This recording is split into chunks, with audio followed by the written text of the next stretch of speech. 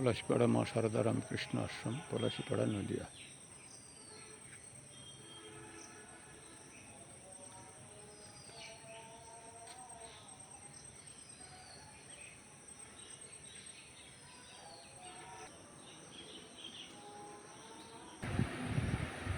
মা সর্বমঙ্গলা শ্রীরামকৃষ্ণদেব, মা সারদা দেবী, স্বামী বিবেকানন্দ, চিত্ত শিবজি।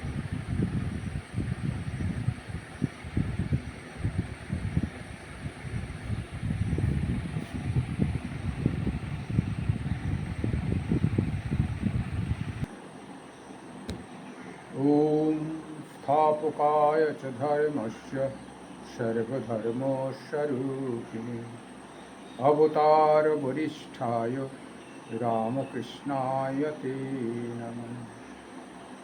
ওম জননীং শারদাং দেবীং রামকৃষ্ণং জগদ্গুরুং পাদপদ্মে তয়ো শ্রিত্বা প্রণমামি মুহুর্মুহুঃ। নমস্তে জ্যোতিরাজায় বিবেকানন্দশূরায় সচ্চিদসুখস্বরূপায় স্বামিনে তপহারিণে। সকলকে আমার আন্তরিক প্রীতি, শুভেচ্ছা, ধন্যবাদ। শ্রী ঠাকুর মা স্বামীজি আপনাদের সকলকে কৃপা করুন, ভালো রেখেছেন নিশ্চিত। আজকে আমরা রামকৃষ্ণ গল্পকথা চলছিল। আজকে আমরা রামকৃষ্ণ গল্পকথা পর্ব 49। এর আগে ভগবান দুবার হাসেন আরেকটি গল্প হয়েছিল তার সঙ্গে। আজকে রামকৃষ্ণ গল্পকথায় সদ্গুরুর প্রয়োজন একটি হবে, তারপরে আবার দরকার হলে হবে। সদ্গুরুর প্রয়োজন। মানুষের কি সাধ্য অপরকে সংসার বন্ধন থেকে মুক্ত করে? যারা এই ভুবন মোহিনী মায়া, তিনি সেই মায়া থেকে মুক্ত করতে পারেন। মানুষের কি সাধ্য অপরকে সংসার বন্ধন থেকে মুক্ত করে? যার এই ভুবন মোহিনী মায়া, তিনি সেই মায়া থেকে মুক্ত করতে পারেন। সচ্চিদানন্দ গুরু বই আর গতি নাই। যারা ঈশ্বর লাভ করেন নাই, বাবা কি মশা, যারা তার আদেশ পায় নাই, যারা ঈশ্বরের শক্তিতে শক্তিমান হয় নাই, তাদের কি সাধ্য জীবনের ভববন্ধন মোচন করে? আমি একদিন পঞ্চবটির কাছ থেকে ঝাউতলায় বাজ্যে যাচ্ছিলাম। শুনতে পেলাম যে একটা কোলা ব্যাঙ খুব ডাকছে।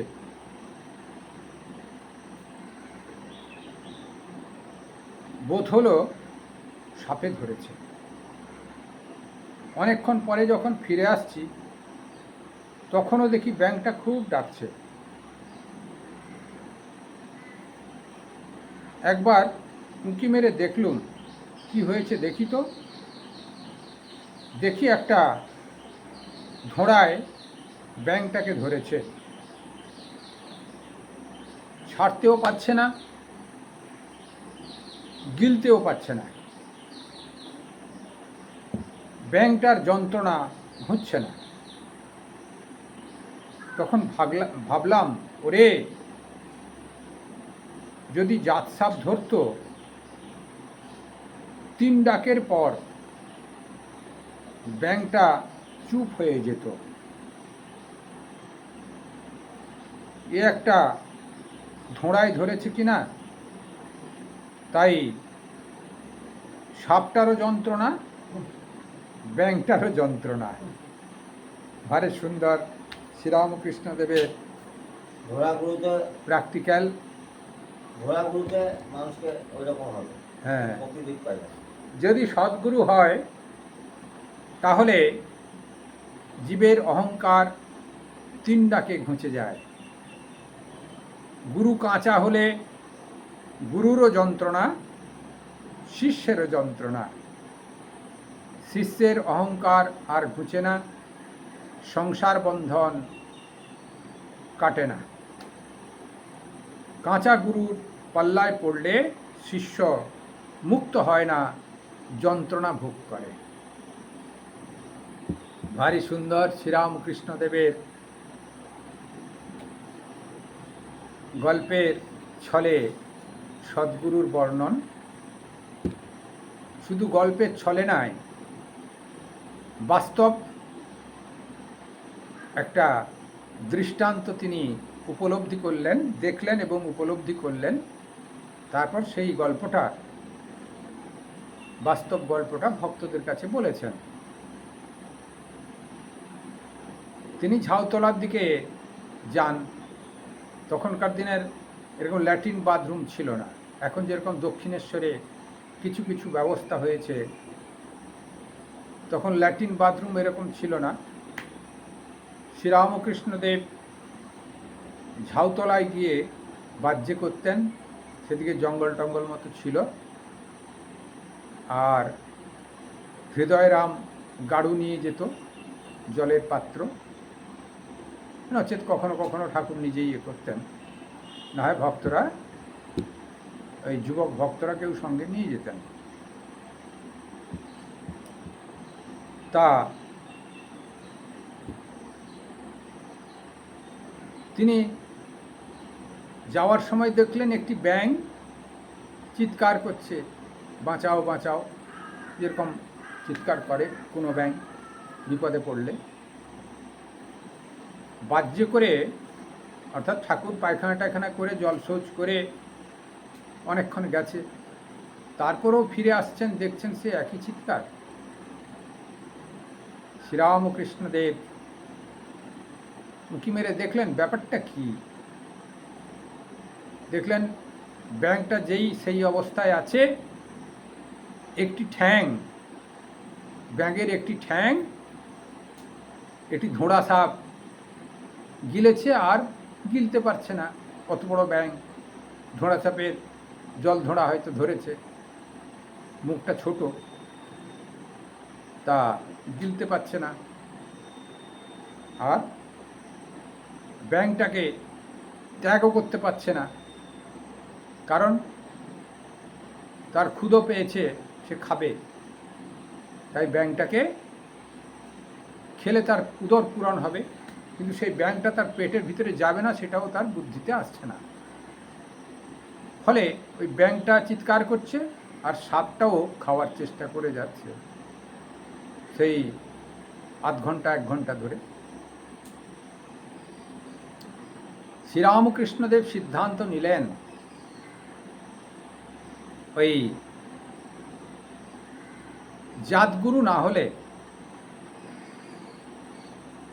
বা সদ্গুরু না হলে বা ব্রহ্মজ্ঞানী মহাপুরুষ না হলে, অর্থাৎ জাতসাপ না হলে, ব্যাঙকে যেরকম গিলতে পারে না, বড় ব্যাঙকে জাতসাপ ঠিক গিলে দেবে। জাতসাপের মুখ বড়, সে ব্যাঙটা 3 বার চিৎকার করবে, তারপর তাকে গলার্ধকরণ করে দেবে, উভয়ের মুক্ত। ব্যাঙও আর চিৎকার করলো না, আর সাপটারও খিদে পূরণ হয়ে গেল। সেই জন্যে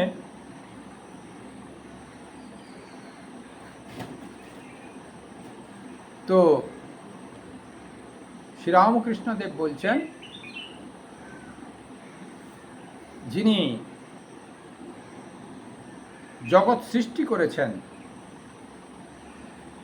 এই সংসার বন্ধন সৃষ্টি করেছেন। জগৎ সৃষ্টি মানে সংসার বন্ধন সৃষ্টি, মহামায়া। যিনি ভুবন বহিনী মায়ায় বদ্ধ করেছেন, তিনি এই ভুবন বহিনী মায়া থেকে মুক্ত করবেন। সাধারণ লোকের কোনো সাধ্য নাই। আর সেই ভুবন মোহিনী মায়ায় তিনি মুক্ত করবেন, তিনি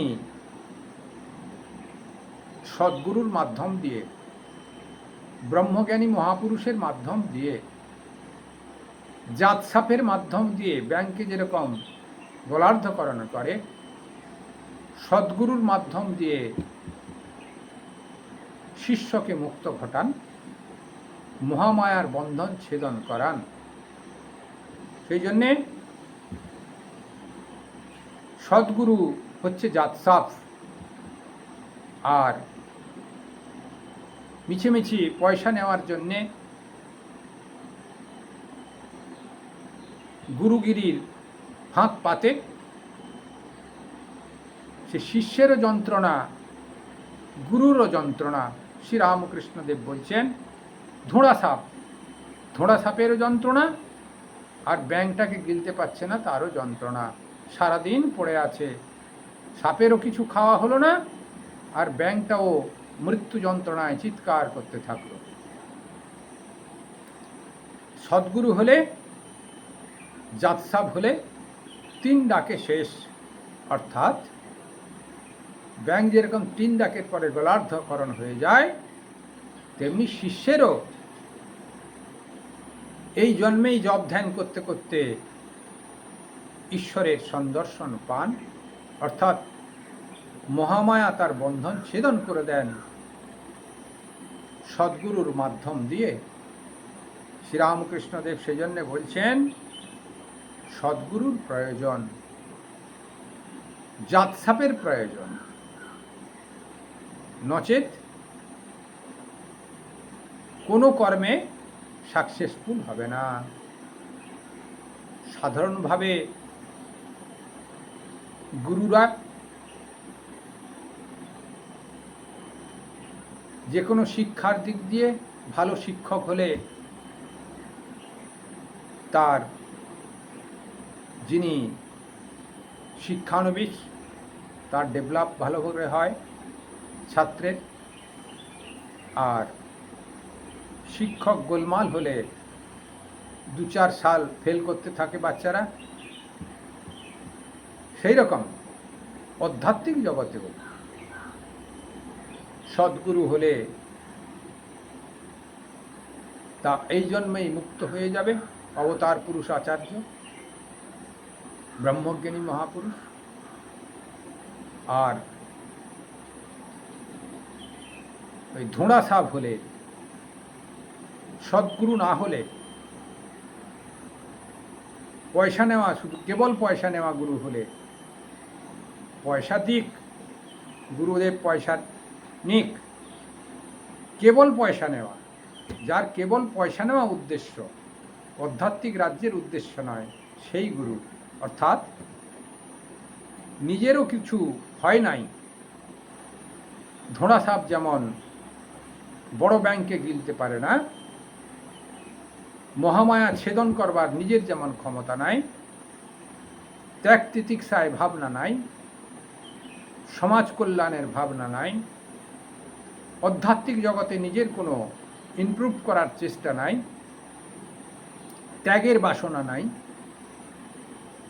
তারাই হচ্ছে ধোঁড়া সাপ বা এই সদ্গুরু নয়, কেবল পয়সা নেওয়ার গুরু। তাদের দ্বারা মহামায়ার যে বন্ধন তাকে ছেদন করা যাবে না। খণ্ডন ভববন্ধন, শ্রীরামকৃষ্ণদেবের আরত্রিক স্তবেতে স্বামী বিবেকানন্দ প্রথম লাইন দিয়েছে, খণ্ডন ভববন্ধন জগবন্ধন বন্দিত মায়। সেই খণ্ডন ভববন্ধন, ভববন্ধন খণ্ডন করতে পারেন সদ্গুরু মহাপুরুষ। সাধারণ লোকাল পয়সা নেওয়া গুরু পারে না, কেবল পয়সা নেওয়া গুরু পারে না। সেই জন্য বলছেন সদ্গুরু গ্রহণ করতে হবে, তাহলে জীবনের অহংকার 3 ডাকে ঘুচে যাবে। গুরু কাঁচা হলে গুরুরও যন্ত্রণা, শিষ্যেরও যন্ত্রণা। শিষ্যের অহংকার আর ঘুচে না, সংসার বন্ধন আর কাটে না। কাঁচা গুরুর পাল্লায় পড়লে শিষ্য মুক্ত হয় না। ভারী সুন্দর গল্পটি। সদ্গুরু আমাদের গ্রহণ করতে হবে। তা বুঝবো কেমন করে, এটি একটা ভাবনা আছে ঠিকই। তা যদি ভগবানের প্রতি দৃঢ় বিশ্বাস থাকে, মুক্ত হওয়ার বাসনা থাকে, সদ্গুরু গ্রহণের বাসনা থাকে, ঠিক তিনি সদ্গুরু সংগ্রহ করে দেন, সাক্ষাৎ করে দেন, দীক্ষার ব্যবস্থা করে দেন। ঈশ্বরে ভরসা রাখতে হবে। পরের গল্পতে আমরা যাই।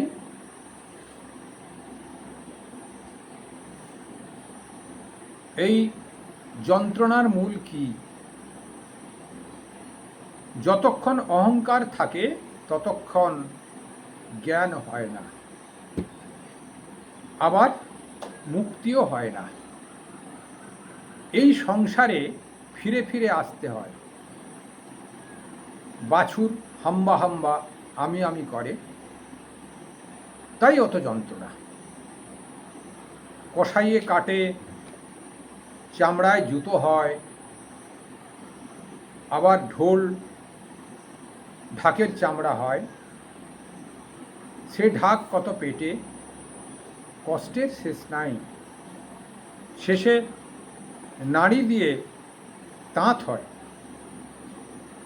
সেই তাঁতে যখন ধুনুরির যন্ত্র তৈরি হয় আর ধুনুরি তাতে তুহু তুহু তুমি তুমি বলতে থাকে, তখন নিস্তার হয়। তখন আর হাম্বা হাম্বা আমি আমি বলছে না, বলছে তুহু তুহু তুমি তুমি। অর্থাৎ হে ঈশ্বর, তুমি কর্তা, আমিও কর্তা, তুমি যন্ত্রী, আমি যন্ত্র, তুমিই সব।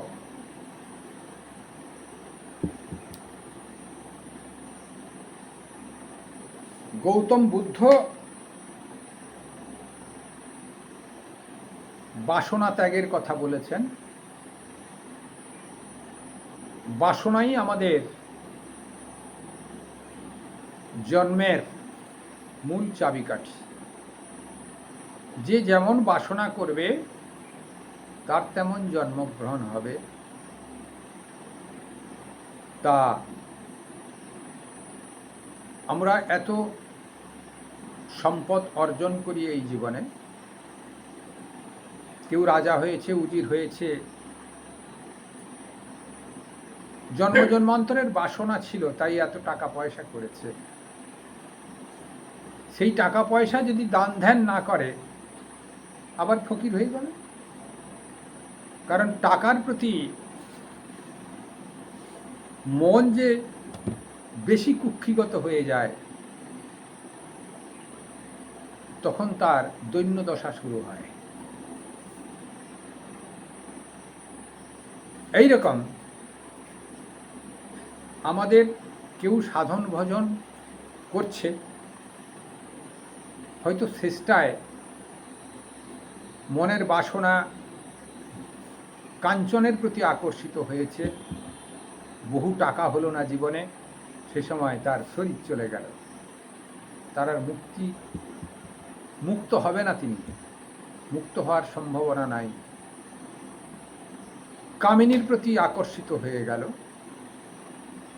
স্ত্রী শরীরের প্রতি। এখানে কামিনী স্ত্রী শরীরের প্রতি নয়, মাইক আকর্ষণের প্রতি। জগতে জন্মগ্রহণের জন্য আবার জন্মগ্রহণ করব, এই মনে মনে যে বাসনাটা উঠেছে সেটি আমার এই জীবনে পরিতৃপ্ত হলো না, সামনের জন্মে পরিতৃপ্ত করব। ওই সুন্দরীর সঙ্গে বিবাহ হবে, এই বাচ্চা পয়দা হবে, এই এত দুটো বিল্ডিং করব, একটা বিল্ডিংয়ে অমুক অমুক থাকবে, একটা জায়গায় অমুক অমুক থাকবে। নানা রকম বাসনা মানুষের আসে। তা এইসব বাসনা যদি মৃত্যুর সময়ে হয়, সারা জীবন তপস্যা করেও তার কিন্তু মুক্তি হবে না। সেই জন্যে গৌতম বুদ্ধ বলছেন বাসনাই ওই শরীর ধারণের মূল চাবিকাঠি। বাসনা ত্যাগ করলে শরীর ধারণ হবে না। শ্রীরামকৃষ্ণদেব বেদান্তকে সিদ্ধান্ত করেই বলছেন অহংকারই এই শরীর ধারণের মূল চাবিকাঠি। যতক্ষণ অহংকার থাকে ততক্ষণ জ্ঞান হয় না, শ্রীরামকৃষ্ণদেব বলছেন। সেই জন্য আমাদের অহংকার নাশ করতে হবে। একটি দৃষ্টান্ত দিয়েছেন, এটা দৃষ্টান্ত হিসাবে সত্য ধরতে হবে, বাস্তব জগতে ততটা সত্য নাও হতে পারে। গরুর হাম্বা হাম্বা করে, তার চামড়া দিয়ে জুতো হয়, কষাইয়ে কাটে চামড়া দিয়ে জুতো হয়, আবার ঢোল ঢাকের চামড়া হয়, তাকে পেটায়, কষ্টের শেষ নাই। শেষে নাড়ি ভুঁড়ি দিয়ে তাঁতির ধুনুরির যন্ত্র তৈরি হয়, সেখানে তিনি তুহু তুহু করেন, তুমি তুমি। অর্থাৎ হে ঈশ্বর, তুমি কর্তা, আমি অকর্তা। রামপ্রসাদের গানে আছে, সকলই তোমারই ইচ্ছা, ইচ্ছাময়ী তারা তুমি। আমি যন্ত্র, তুমি যন্ত্রী। অর্থাৎ এই জগতে যা কিছু, এই শরীর মন উপলক্ষ মাত্র, তুমি সব। সম্পূর্ণ অহংকার নাশ হলে তুমি সব দেখবে, ঈশ্বরই সব দেখতে পাবে, বা ভগবানই সব দেখতে পাবে, বা আমি ভগবানের ইচ্ছায় চলছি, ভগবান যা করান তাই করছি, এই ভাবনা আসবে। তখন ঈশ্বরই সব হয়ে যাবে, তুমিই সব হয়ে যাবে। তখন আমার যে অহংকার, আমার বিল্ডিং, আমি অমুক করব, আমি ছাড়া এই সংসারে চলবে না, আমার দ্বারাই সব কিছু হচ্ছে, এই ভাবনা আর থাকবে না। আমি করছি ঠিকই, তার রিপ্রেজেন্টেটিভ হিসাবে করছি। আমরা অর্গানাইজেশনে যেমন কাজ করি, অমুক জায়গায় পোস্টিং করলো, সেখানে চলে গেল, সে মহারাজ চলে এলেন, আর একজন মহারাজ কাজ করছেন, 2 বছর পরে আরেক জায়গায় পোস্টিং হয়ে গেল। কাজটা ঠাকুরের,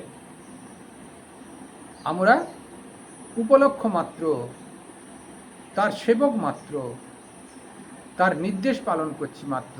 তার রিপ্রেজেন্টেটিভ মঠের যিনি প্রধান, আবার যদি এই ঘুরপির করতে করতে তিনিই যদি আবার প্রধান হয়ে যান, তিনিও ঈশ্বরের রিপ্রেজেন্টেটিভ হবেন, তার মুখ থেকে যেটা বেরোবে সেটি ঈশ্বরের কথা হবে। সেই জন্যে সাধারণ মানুষ সাধুদের ঈশ্বরের রিপ্রেজেন্টেটিভ মনে করেন, করাও উচিত। সাধুরা কিন্তু তা মনে করবেন না, সাধুরা মনে করবেন ঈশ্বরই সব। কিন্তু সাধারণ মানুষ মনে করবে সাধুরা ঈশ্বরের রিপ্রেজেন্টেটিভ, সাধুরা যা বলে সেটি পালন করলে সমাধান হবে, তা বাস্তবিক তাই হবে। সেই জন্যে অহংকার নাশ করতে হবে। আমি সব করছি এইটা নয়, ঈশ্বরের ইচ্ছায় সব হচ্ছে। যেরকম রোগীকে ডাক্তার বাঁচিয়ে দেওয়ার কথা এর আগে পড়া হয়েছিল, তার যদি মৃত্যু আছে, ডাক্তার কখনো বাঁচাতে পারে না। আবার ডাক্তার যদি শত মরে ফেলার চেষ্টা করেও, তার যদি জীবন রক্ষার চেষ্টা হয়, এই আমাদের একটি কুকুর আছে এখানে, লোকে বিষ দিয়েছিল, কেটেছিল, অ্যাক্সিডেন্ট হয়েছিল, তারপরেও সে বেঁচে আছে। অত ঘাত প্রতিঘাতের ভিতরে অন্যগুলো মারা গেছে, কিন্তু একটা বেঁচে আছে, সুন্দরভাবে বেঁচে আছে। অর্থাৎ তার জীবনী শক্তি, তার আয়ু যতক্ষণ থাকবে, শত চেষ্টা করেও মৃত্যু হবে না। কেবল অ্যাক্সিডেন্ট ছাড়া। তো সেই জন্যে অহংকার সম্পূর্ণ নাশ করলে তাকে পাওয়া যাবে, বাসনা সম্পূর্ণ মুক্ত হলে তাকে পাওয়া যাবে।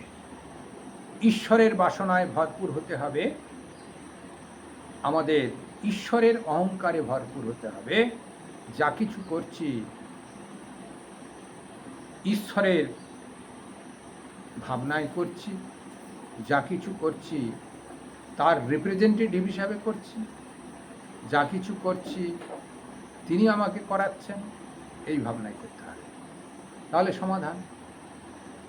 আর সাধন ভজন করতে করতে মৃত্যুর সময়ে যেন ঈশ্বরের চিন্তা হয়, তাহলে অবশ্যই তাঁর কোলে চলে যাওয়া যাবে। পুনর্জন্ম নবিদ্যতে, পুনর্জন্ম আর হবে না, ভগবানের সঙ্গে তিনি পুজো পাবেন। এত অবতার পুরুষ আচার্য আমরা শ্রদ্ধা করি, পুজো করি কেন? তিনি ঈশ্বরের স্বরূপ প্রাপ্ত হয়েছেন বলে, তাই আমরা পুজো করি। যারা ঈশ্বরের স্বরূপ প্রাপ্ত হবেন তারা সবাই পুজো পাবেন, অর্থাৎ তিনি সমষ্টি চৈতন্য রূপে উপাধি লাভ করবেন, উপাধি মুক্ত হয়ে যাবেন, সমষ্টি চৈতন্য রূপে বিরাজ করবেন। আমাদের দুটি গল্প হলো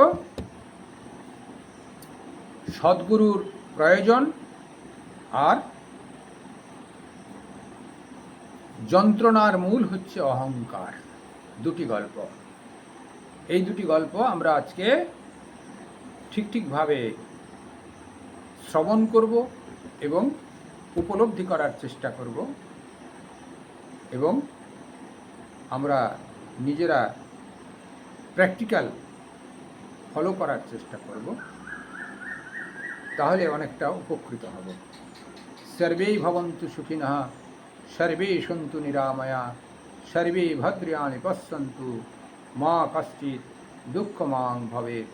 ওম নিরঞ্জনম নিত্যমনন্তরূপম ভক্তানুকম্পাধিত বিগ্রহম বহি ঈশাবতারং পরমেশমিড্ডম তম রামকৃষ্ণম শিরসা নমামি। কল্যাণমস্তু, কল্যাণমস্তু।